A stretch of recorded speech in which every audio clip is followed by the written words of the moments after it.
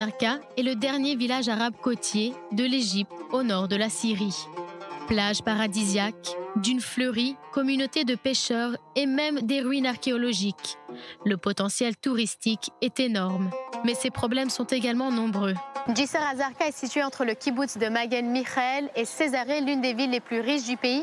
Mais ici, 80% des habitants vivent sous le seuil de pauvreté et le village a la réputation d'être le foyer de crimes violents. Le village a très mauvaise réputation et donc les habitants avaient une très mauvaise estime d'eux-mêmes. Et ils n'étaient pas fiers de leur village. Les gens avaient peur de venir ici. Un défi qu'Anat Cohen a décidé de relever. Pour combattre les stéréotypes et construire un avenir meilleur, l'architecte israélienne s'est lancée dans un projet qu'elle baptise un pont de couleurs. Comme le village est situé juste au bord de l'autoroute, on a profité de cet avantage en utilisant la première rangée de maisons comme un espace de publicité pour attirer les touristes.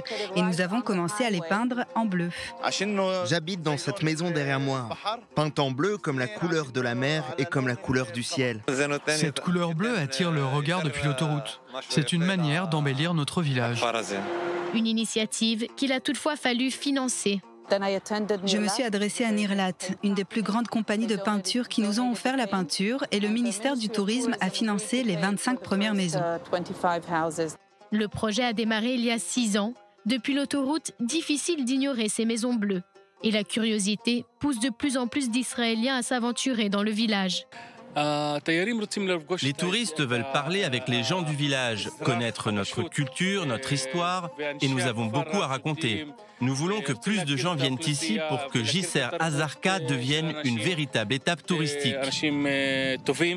Visite de ruines archéologiques, du village de pêcheurs, dîner chez l'habitant, une occasion unique d'échanger et de goûter aux plats traditionnels de cette communauté qui tient tant à changer l'image dégradée de son village. Je suis venu à Jisr pour la première fois il y a 2 ans et j'étais mort de peur.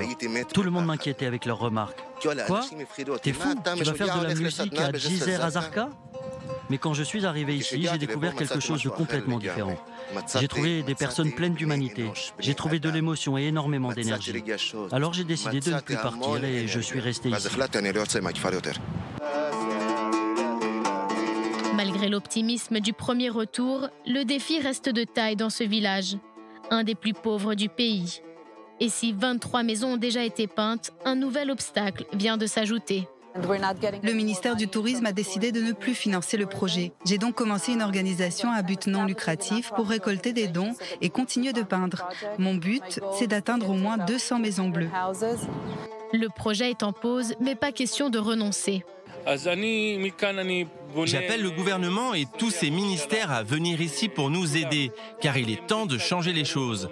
Pendant longtemps, le village a souffert de nombreux problèmes, mais les choses sont en train de changer. Le ministère du Tourisme estime que le village n'a pas un potentiel de rentabilité suffisant et refuse d'investir davantage. Tout le monde a de l'amour à offrir ici et c'est ce qui m'a retenu. Je suis quelqu'un qui cherche l'amour et l'amour je l'ai trouvé ici. Il suffit de passer sous ce pont qui marque l'entrée du village pour s'apercevoir que derrière ces stéréotypes se cache une communauté chaleureuse et accueillante, et aussi l'une des plus belles plages du pays.